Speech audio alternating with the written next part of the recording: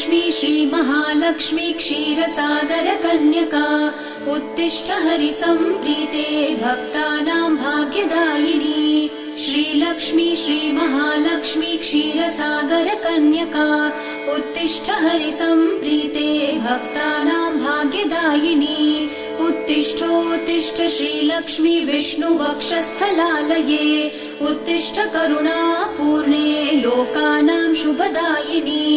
उत्तिष्ठोत्तिष्ठ श्रीलक्ष्मी विष्णुवक्षस्थलालये उत्तिष्ठ करुणापूर्णे लोकानां शुभदायिनी श्रीपद्ममध्यवसिते वरपद्मनेत्रे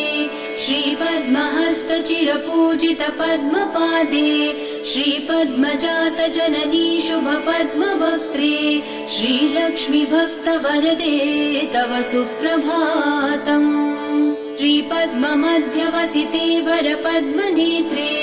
श्रीपद्महस्तचिरपूजित पद्मपादे श्रीपद्मजातजननी शुभपद्मवक्त्रे श्रीलक्ष्मी भक्तवरदे तव सुप्रभातम् जाम्बूनदाभसमकान्ति विराजमाने